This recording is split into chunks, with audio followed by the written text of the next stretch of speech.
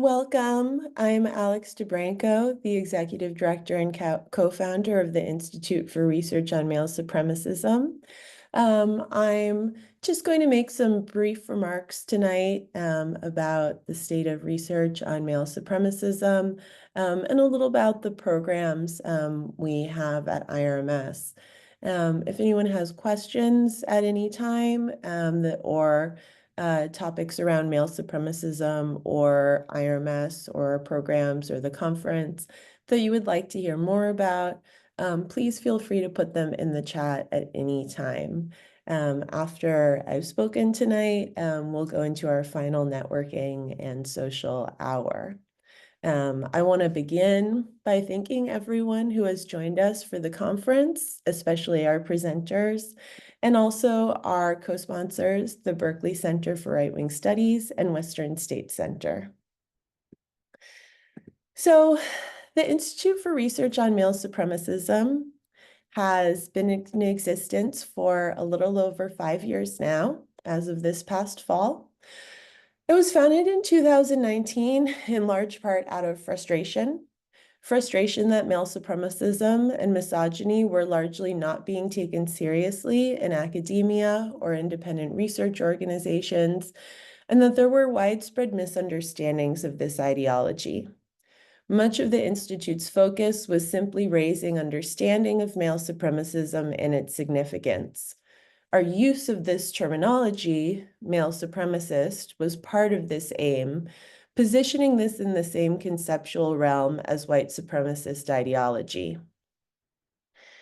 At our 5-year anniversary, we reviewed the changing situation and found that while the concept of male supremacism is now far more widespread and it is taken more seriously, there are still very deep misunderstandings of this ideology. Our focus has thus shifted from awareness to more deeply correcting these misunderstandings and deepening the understanding of male supremacism and its intersections. In a forthcoming white paper that is a collaboration among multiple members of our institute from various countries, we identify dehumanization and entitlement as the fundamental aspects of supremacist ideologies. The combination of dehumanization and entitlement creates supremacist ideologies which are anti-consent, reject bodily autonomy, and justify or idolize violence. In male supremacism, this can be seen in abortion criminalization, sexual violence, denial of trans health care, among other violations. A key barrier we have found to the accurate research and analysis in this area is sympathy, Kate Mann's term for the excessive sympathy given to cisgender men, even when perpetrating misogyny and violence, which shapes even the scholarly research community. As an interdisciplinary, intersectional feminist organization comprised of majority women, trans, and non-binary researchers, we are uniquely positioned to recognize and critique this harmful tendency. IRMS also recognizes the need for historically and culturally informed prevention strategies to change male supremacist systems and society for the long term, and as such have looked to anti-supremacist and anti-authoritarian prevention strategies in early childhood education, from consent-based comprehensive sexuality education to drag story hour readings and entertainment media. These are key areas where people can learn to humanize and respect others, value consent and bodily autonomy, and develop compassion and empathy. It is no accident that education, libraries, books, and groups like Drag Story Hour have been a major target of right-wing and supremacist organizing for decades. They are identifying the vital spaces where we learn the values that oppose authoritarian and supremacist domination. I will turn now to speaking a bit more about IRMS's programming and opportunities for people to get involved with. You have all joined us for our conference. We aim to have some kind of large conference event, at least every other year. These have included also anti-supremacist organizing trainings. We're very focused on bringing the community together. And this is another main part of IRMS, which is the community building aspect. One of the things that we encounter conducting research in this field is the really significant emotional and mental health toll that this work can have on researchers. And a feeling of isolation can really increase that. When IRMS launched our fellowship and mentorship program, we had our first 2 applications within 48 hours. And when we would interview our candidates applying for the fellowship program, what we typically heard was how isolated they felt at their institutions conducting this research and how grateful they were that there was now a community that they can join. Even though today there are more researchers working on aspects of male supremacism than there were 5 years ago, it is still the nature of academia in particular that you do not typically have a collection of researchers working on the same topics, except for a few unique centers in which research is conducted, such as a group like CREX that is focused on right-wing extremism. IRMS, as a virtual global community, brings together people to be able to converse with others in this field, including when you just need an opportunity to rant about something that's going on or to share what's going on with other people. During the course of this conference, we had, as we always have, a digital security training to talk a bit about the risks and potential protections faced by researchers working in this field. And that security aspect is one important part of what we do, trying to prepare people, investing in supporting digital security protections. And also we've brought in legal consultants to talk about other aspects of protecting ourselves. But the fact is that a lot of harassment and abuse that occurs on social media can't be protected against. We can protect against doxing and aim to make sure that our fellows and mentees' information is not publicly available, but there is little that can be done about the general harassment occurring in a social media community.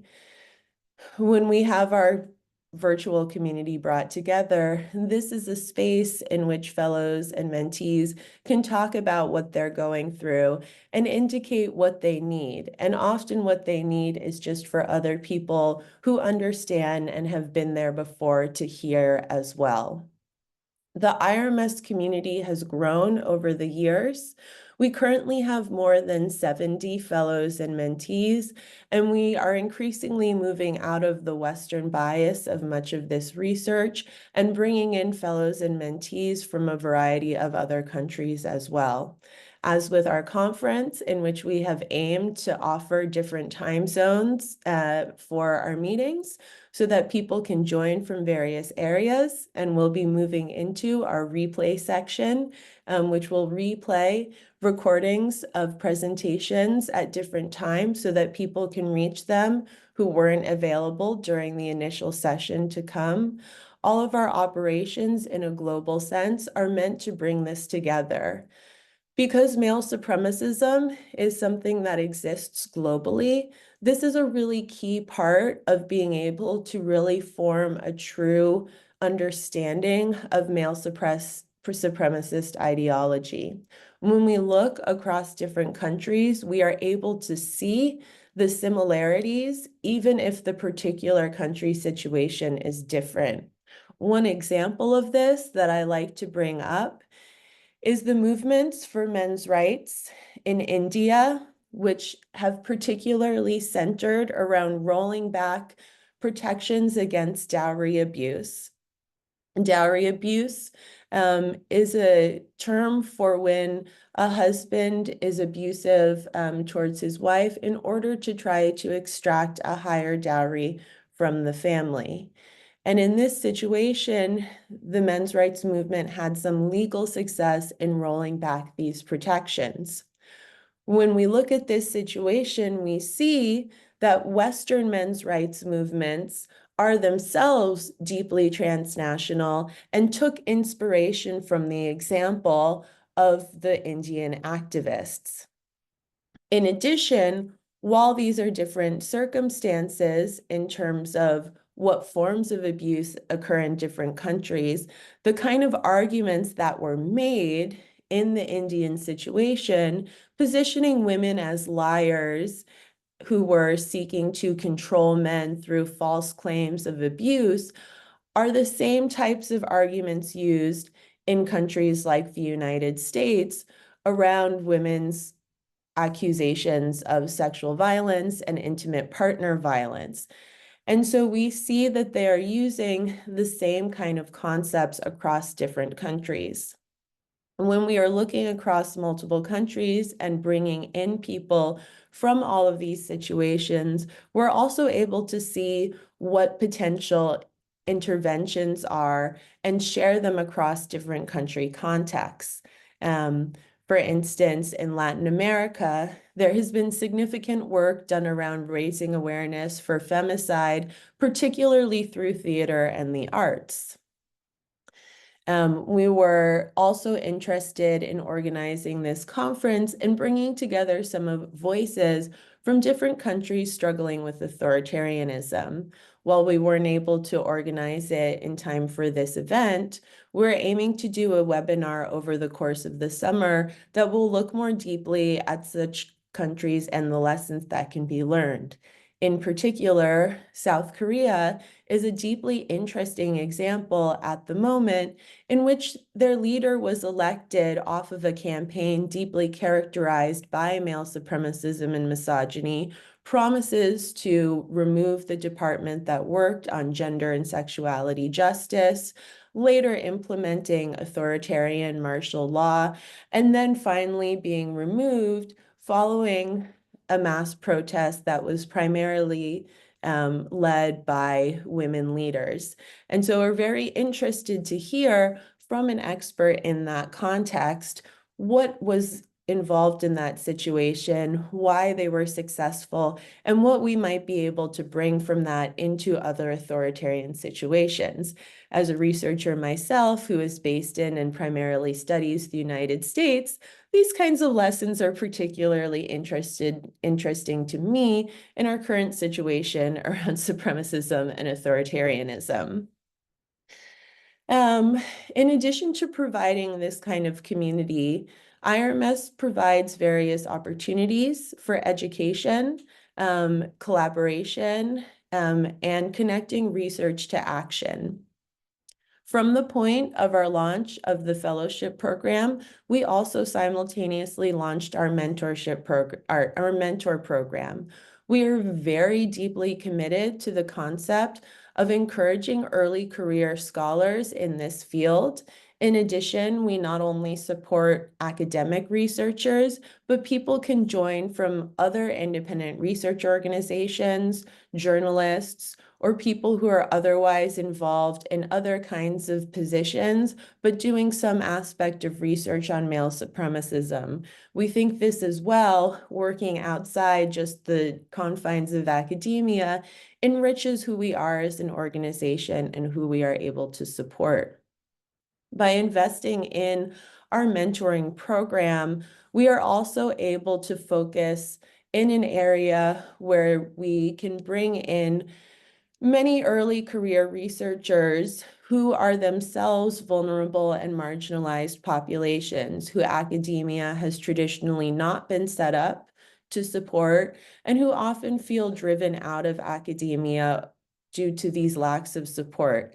Academia itself is traditionally a white male supremacist institution, and it has only very recently began to open its doors so that we can have researchers who are coming in who do not fit the white cisgender men's profile. I think part of the legacy of this is that the institution is not created to support people who are themselves vulnerable to harassment or who are embarking upon research that increasingly involves studying the very institutions, organizations, and people who are attacking their identities. And so the impact as a researcher of doing work on people who are misogynist as a woman, who are transphobic as a trans researcher, who are racist as a researcher of color, adds an additional heightened level of difficulty to the emotional strain of doing this work, and brings in new kind of perspectives as we diversify those who are able to have access to do this research. Our mentorship program thus matches fellows and mentees to work together individually on a project of their own, and also offers a curricula for mentees to be involved with that breaks down elements of male supremacism and provides a foundation for their research. I mentioned previously the white paper that we have been working on. This has also informed a redesign of our mentoring curriculum to be focused around these fundamental building blocks of supremacism. And so our new mentee curriculum starts with units on dehumanization and entitlement, discussing how they work as foundations of male supremacism. Other opportunities that are available through IRMS include the ability to work on various projects within the Institute. We're very, very grateful for the volunteers within the Institute who were committed to helping organize this conference, for instance. We also support our fellows and mentees in launching their own ideas for projects. So IRMS currently has 2 writing working groups, one that's based for US, Canadian time zones, and one that is based in European time zones. We are also hoping, as we have started to expand more, to create a 3rd working group based more around Australian and Asian time zones. These working groups were a fellow-generated idea for something that they felt would enrich their experience, and they are able to organize these writing groups through IRMS so that when new fellows and mentees come in, they are able to join these writing groups and tap into this community. We have also had other kinds of projects, which include some of the things that I've discussed already: the white paper, the mentorship curriculums. We also are looking at increasing the communications between our fellows and the public sphere. In the United States, in particular, there has been more media interest following the most recent elections. In other countries, such as the UK, where I currently am following a conference on disinformation in Cambridge, the recent Netflix TV show Adolescence has brought a lot of media attention into this issue. And so we connect fellows and mentees based on their research areas to reporters when they reach out, and are also looking to cultivate the increasing generation of blog posts and op-eds among our fellows community. IRMS has previously put out a book on male supremacism in the United States, and we are planning a 2nd volume taking a global perspective on male supremacism that will be designed in large part from the presentations and papers from this conference themselves, in which we have invited the presenters to have their abstracts considered for this book volume. And so we look to intervene from a variety of different perspectives. We also have many partners in the work that we are doing. I mentioned previously our co-sponsors for this conference, Western State Center and the Berkeley Center for Right-Wing Studies. We work with other groups in the preventing and countering violent extremism sphere.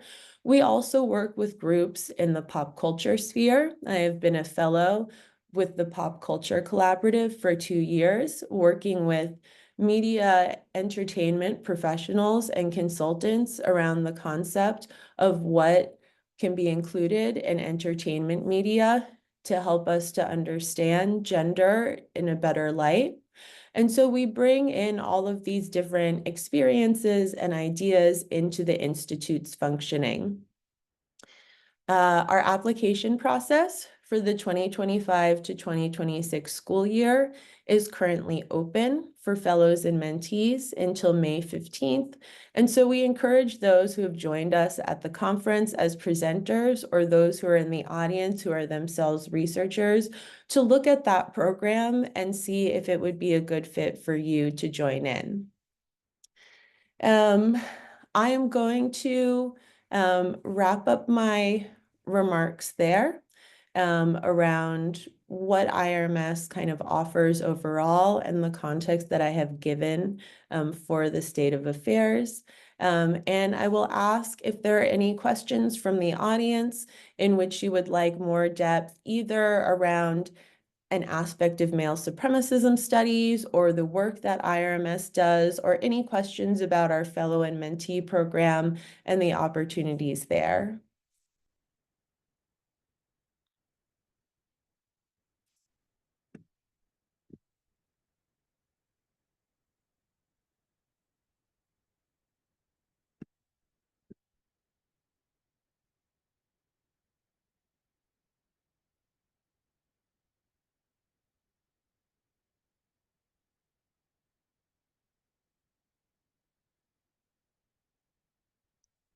I'll give another brief minute to see if anyone is typing into the chat. You can also use the raise hand function if you would like to ask a question.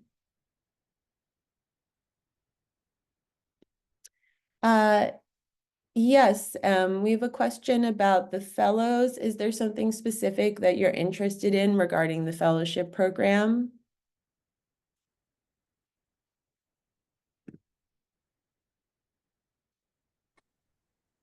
Hello, thank you. Okay, hang on. Okay, there we go. Thank you so much. This has been a fantastic conference. I've learned so much. This is not my area of expertise, but I'm just curious about the fellows and how that works, what the process is, and what it looks like. That's all. Thank you. Sure. Yeah, so the basic system for fellow selection, we have an application process available on our website in which fellows submit a research sample indicating the work that they have done around male supremacism. And we review this and interview them and see if it seems like a good fit for the organization. Once fellows go through this process and are selected, they are matched with a mentee. After beginning, they go through a brief orientation and then they join the various community discussion forums and listservs within IRMS. When they join, we send them a survey that asks them what kind of projects they'd like to get involved with within IRMS. And also if they have any ideas for projects of their own that they are hoping to bring in through the organization. Anda, who is not here with us tonight, is the chair of our mentorship committee, and Robert Lawson is the chair of our fellowship committee. And so they also field additional questions if people come into the program. But essentially, the fellowship program is intended for anyone at any career stage who has expertise in male supremacism. And so we don't separate out our fellow and mentee programs like many institutions do by a particular career stage. We don't think that that's the most effective way in this work. And so we have many grad students who are already experts on male supremacism who come straight into our fellowship program. We also have professors who might be further in their research on other topics, but more newly moving into male supremacism, who might therefore go into the mentee program because it's geared around deepening expertise in this specific area rather than overall career stage. Thank you so much. Thank you. Yeah. And we're very excited that The goal of the mentee program is also to pipeline people so that they're able to graduate into the fellow program. And so this has happened for the first time in the last year, that 2 of our mentees moved on into the fellowship program. And so beginning to set up that kind of support system that brings people through to that level. Thank you. We have we have a few more in the chat. Let's see. I will jump to the third question. I will jump to the last 2 questions because they're still about the fellow program and the mentee program, and then also our board of directors. The deadline to apply for both the mentee and fellow programs is May 15th. We had extended it from our original deadline of April 30th so that there would be enough time for anyone who learned about the program through this conference to apply. For mentees, the application process is a little bit different. Instead of providing a sample of research that you have already done, we ask for a brief statement of a research project that you are looking to do over your year within the IRMS program that you would benefit from speaking with someone as a mentor within the Institute for. I just was lucky to meet while I was out in Cambridge with a student today who is interested in our work and our programming, and discussed this a little bit with her as well. One of the things that came up in that conversation, which I think is useful, is that the mentee program accepts people, even if you are not currently doing research within an academic program or other institution, but may wish to develop a project that you already did, such as a master's thesis, into something that can more deeply understand male supremacism and be public facing, etc. And so you can come into this program with a concept for an idea that you're either at the starting point of, or an idea that you've already worked a bit on, but are really still looking to deepen how it understands male supremacist studies analysis. Once mentees are selected through the application process, we try very much, as long as we have enough fellows to match them with, to accept as many mentees as we can, because whatever sort of level that they are coming in on, that they have an opportunity to learn through the program. Once accepted, some of our mentees, depending on their career stage, stay in the mentee program for a number of years, and some of them move up into the fellowship program earlier. In addition, we do have an informal, what I would call a junior mentee program. We do occasionally get people who apply to the mentee program who are really at a much earlier stage of their career, and don't really have a fleshed out research project that they're looking to do, that aren't quite ready for the mentee program.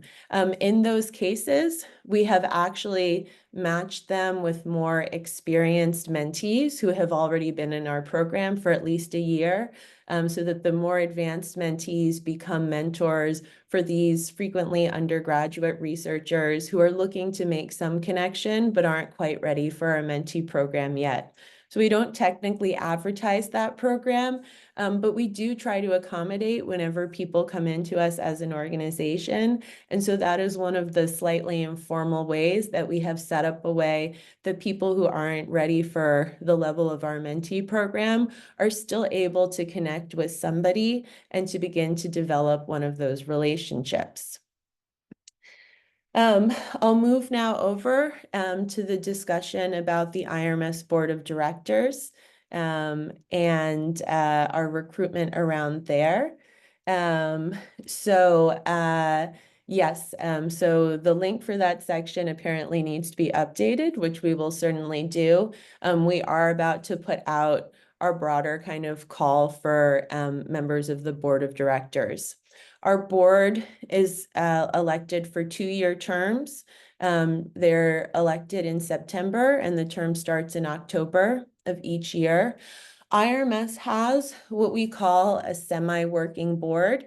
And so we are still a very small budget organization, although we are very much hoping to continue growing as we have increasing interest now that the new administration in the United States and some other situations in other countries around the world have brought more interest into the organization and what we do.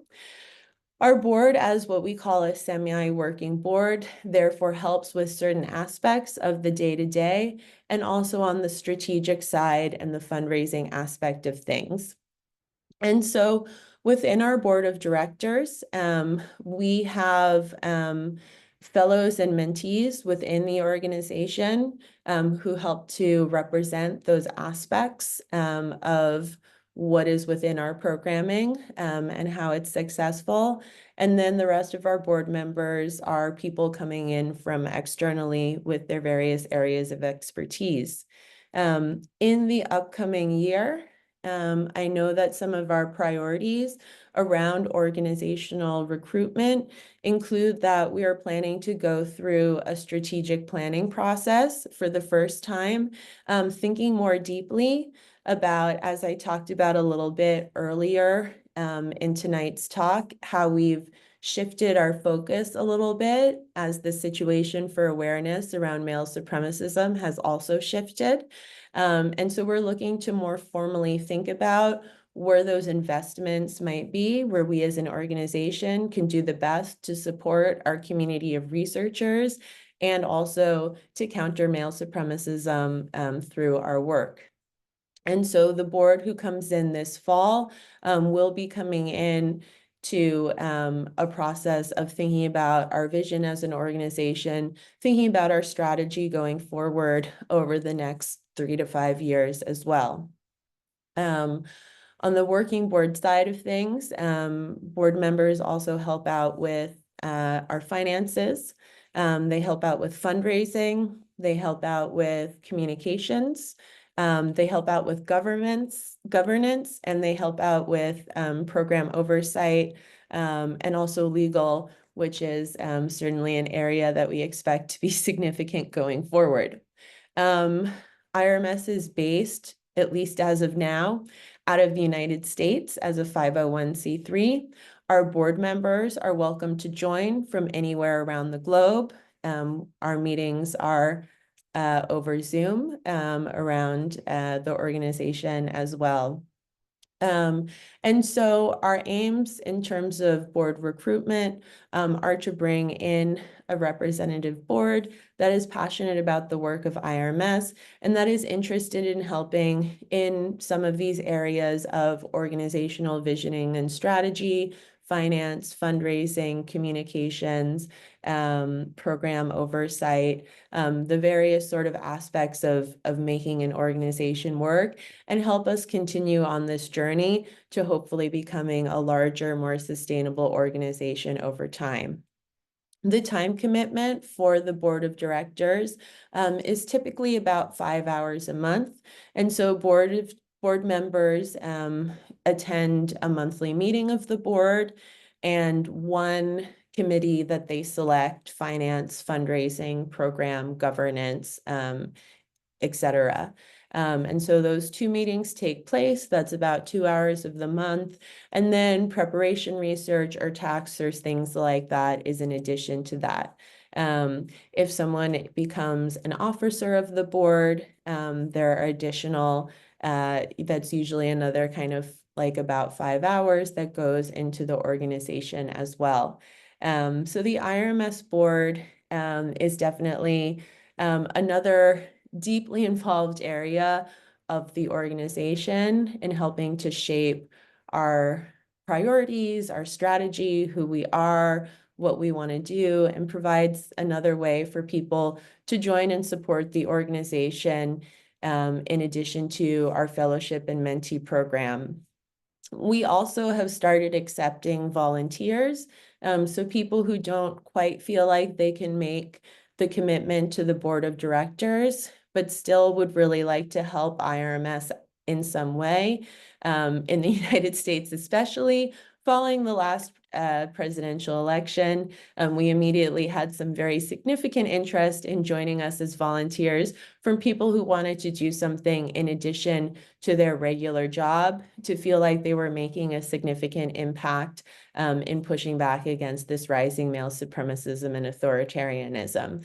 And so we also have volunteers who come into the organization who have expertise in areas such as fundraising or communications, who join our committees and help us on a volunteer basis to develop things such as the 5-year impact report, which we will be releasing this summer, which will go over the programs and accomplishments of the organization over the past 5 years. And so those are all ways to kind of get involved with the organization. And we always accept questions at our general email address, contact@theirms.org, to give more depth about anything. For those questions around fellowship and programming and board, does anyone have further follow-up? If you want to ask any more detailed aspects of that question, you can just use the raise hands function under reaction, and I'll unmute you. Otherwise, I'm going to turn to the substantive question around male supremacism.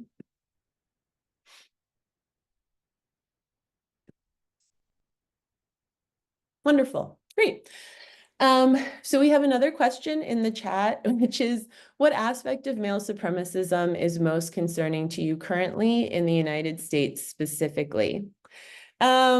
So So I think in the United States specifically, certainly because we now have a regime in power that is using authoritarian tendencies, and authoritarianism is very deeply built on male supremacism, that is a very key part of our concerns at the present moment. And so we are looking at various movements by the administration to very strictly reinforce biological essentialism, something like the executive order that is so-called protecting women, that is very strictly delineating two sexes, only recognizing essentially cisgender men and cisgender women and erasing everything else, that is a building block towards the authoritarian system. And that authoritarian systems very deeply rely on male supremacist ideology, that they need this kind of gender binary to enforce authoritarianism in the home as well. There were also recently some news about interest by the administration in enforcing certain pronatalist policies to push women to stay in the home and focus on child rearing and raising. And usually this actually means to them white women. And it was pointed out in the journalistic sources on this that this pronatalist policy is reminiscent from those used in Nazi Germany, which was built upon this as well. And so certainly within the United States, what is coming down from the authoritarian regime and how deeply male supremacism is a part of that is really, really significant for us. I would say, however, on the other side, the more kind of like grassroots and community level, that in addition to what is coming down in terms of authoritarian regimes, we're still very concerned with what children and young people, our adults, are learning on a day-to-day basis, why there are support for candidates and politicians who put forward male supremacist and authoritarian viewpoints. And so this goes very much into how we have been looking at, as I mentioned very briefly in my opening remarks, the areas that are being targeted for attacks by male supremacist groups. And so there's a very concerted effort in the United States right now to ban books, to target libraries. For years, there have been attacks on comprehensive sex education, on accurate education on race, what they call anti-CRT organizing. And so we really deeply see education as one of these main battlefields in which supremacists have recognized for a long time now, especially the theocratic Christian movement in the United States, how significant the educational system is. Betsy DeVos did a lot in sort of setting up undermining civil rights protections within the educational system. And now this is being picked up again in the new Trump administration. And so the counter to the concerns about the authoritarian regime is how people respond to this on their grassroots and community levels.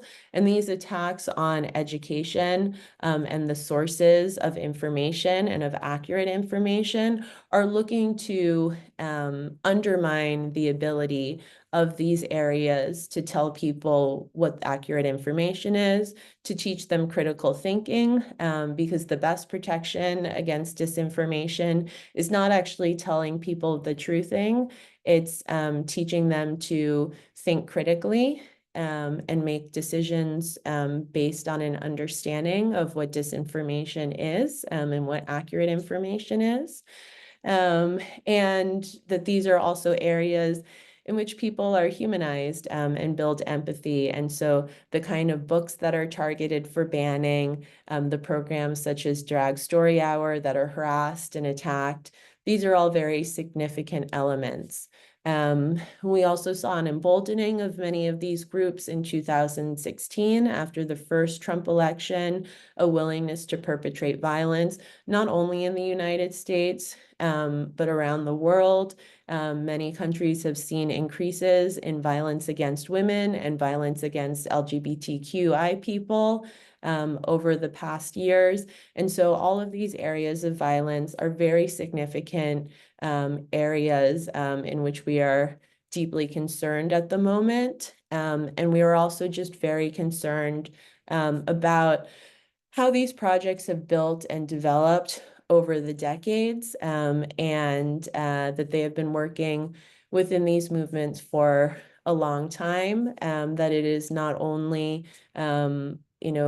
any particular campaign or movement that evolves either online or offline, but that these are the culminations of many years of organizing, which was the subject actually of my dissertation work, where I looked at the growth of the US right wing over the past half century and thought about how groups like the Heritage Foundation became significant and now have realized a lot of their ambitions today. Let's see. I think that I've answered all of the questions that are currently in the chat. Does anyone else have any final questions? Oh, here we have another one about IRMS. Yes. So the question is how we connect our fellows and mentees to journalists and the media. So one of the decisions that we made as an organization when we were being founded is what our name was going to be. And we went with being deeply, deeply blatant about what we study so that it would be very easy for journalists to find us. The flip side of that is that an administration like this one that might be targeting C3 status, that is very obvious what we do. And we are looking at creating contingency plans around that. As IRMS has grown over the years and word of mouth about the organization has spread, we receive a lot of actually cold outreach from journalists and then develop relationships with them. And so in the last month or so, I have done interviews with ABC, with the New York Times, with the Washington Post, and also connected them with other people within our organization. And so when we receive outreach from a journalist who is interested in working on a topic. We get a mix of outreach from people who are doing longer term projects where they're looking for background and depth of information, and ones who are looking for immediate quotes. IRMS acts as a proxy to be able to connect us with which fellows or mentees are experts in this topic, and to be able to help them out. One of the recent resources that we put together was for a journalist who was specifically interested in the role of leaders and influencers in male supremacist online organizing, who wanted to know like who they might look into to build sort of research around. And so we put together a spreadsheet of the various influencers that our fellows work on and which fellows work on them and who they could connect with around those topics. And so IRMS essentially currently functions as kind of a clearinghouse where we're able to bring in kind of people who see the organization, have seen our work, and then move them on to other members of the fellow and mentee community. What we would like to do more in terms of our future efforts, which is the second part of the question, we have had an op-ed training for our fellows and mentees previously, and we would like to develop more of that work around writing op-eds and blog posts. And so to have an increased capacity to be able to connect our fellows and mentees with the kind of public scholarship that they frequently want to do. Also things like webinars and podcasts that put out additional information and when people come in through those events to learn and potentially follow up, and to essentially be able to reach out and forge more of those connections. I think especially in countries like the United States, where there are very significant authoritarian threats, particularly ones that might pose threats to the media outlets themselves, building these individual relationships with journalists and reporters is a really significant part of what we do as an organization, so that we have the relationships to be able to tap in when some kind of issue comes up, and also to be there for background and analysis when they're looking to understand one of the many things that are coming out rapidly. Because IRMS is global as well, we are able to respond to things coming from many different countries. We are mostly an English language organization, which is one of the aspects of the organization that we hope to be able to adjust more over time. Our fellows and mentees, some of them speak multiple languages, and so we will connect them to journalists and reporters, sometimes who are coming from Spanish language media or German or other areas.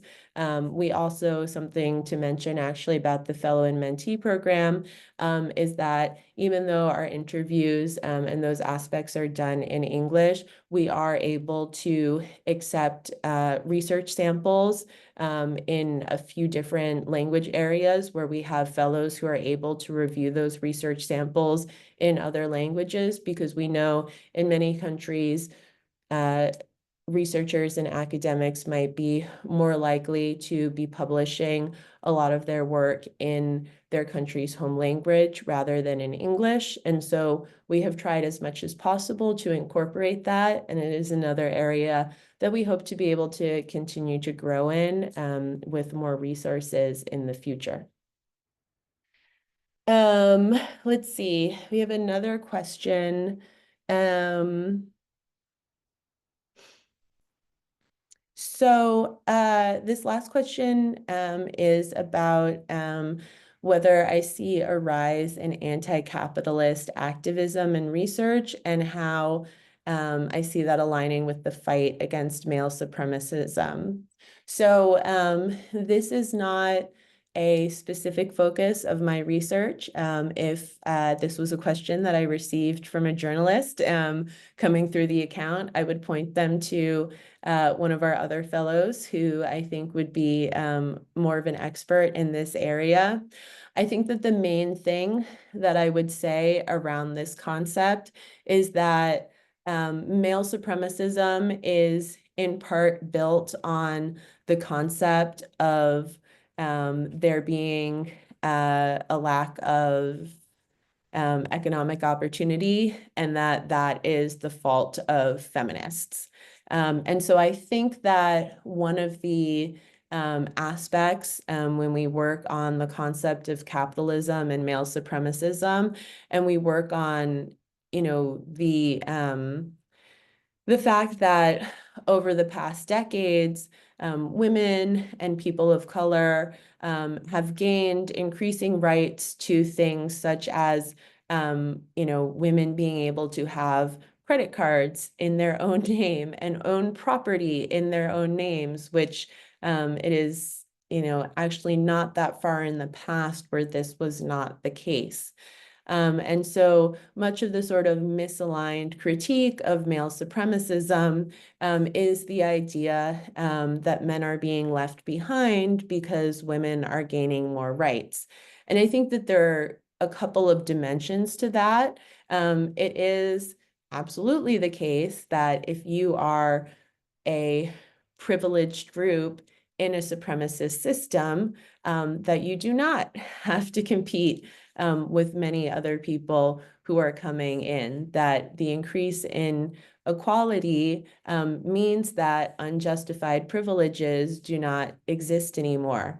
But it's also an extremely zero-sum way of thinking, which is, I think, embedded in the capitalist system, rather than thinking about what we can be doing as a community to improve the democratic situation, social services, job opportunities, all of these aspects of things for everybody. And so I think, I would say a lot of what IRMS does in terms of discussing prevention and intervention is looking at prevention and intervention that reaches the general population at large instead of focusing just in on one group. And so things like our researchers who work more around economic systems, thinking about how the capitalist structure, the structure of a government very deeply embedded with corporations, is set up to try to use scapegoating to blame vulnerable and marginalized populations for economic distress instead of the flaws of the capitalist system, the zero-sum game, and really the lack of investment and care for the entire community of people. So we're coming to the last few minutes before we are going to turn to our final social and networking hour for people to have a chance to talk to one another. Is there any final questions that anyone would like to raise, or any clarifications or anything else before we wrap up this final closing talk of the conference?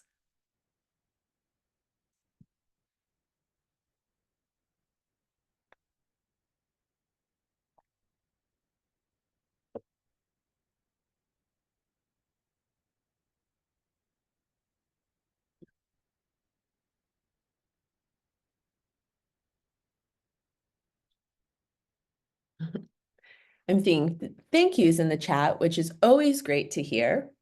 It's very appreciated. I'm so glad for anyone who enjoyed the conference. I actually, because I have been in Cambridge, UK, where it is just about coming on midnight now, for this disinformation summit, have not had the opportunity to view most of the panels, although I was able to see this afternoon's panels, which I was very excited about. So I will be consuming them in the replay section of the conference. As a reminder, that will be a 2-week period following the conference in which the presentations are still available for replay for those who weren't able to see them live. We will be sending out after all of our final Zoom recordings have finished coming together, information about how people will be able to access those recordings. So I definitely encourage continuing to connect over the next 2 weeks. IRMS has as well an email listserv where we send out information about our fellow and mentee programs, our board of directors, articles and thoughts about the present political situation. We also, because as I mentioned before, have a community of more than 70 fellows and mentees who are all working on their own projects around male supremacism. So our listserv also shares when there are CFPs for edited books or special issues of journals that they might be working on, when we're recruiting interns, when we have other organization opportunities within the organization, in addition to our fellow and mentee recruitment and our board recruitment periods. And so we have that email list. We primarily use Blue Sky as our social media in the present day. So we encourage you following there as well for ongoing information about products coming out of IRMS, about the work of our fellows and mentees. We will also be working on some other resources and toolkits in the upcoming months around creative, innovative, long-term, historically and culturally informed approaches to anti-supremacist and anti-authoritarianism, authoritarian community resistance, embedded as well in values of joy and sustainability for the communities themselves.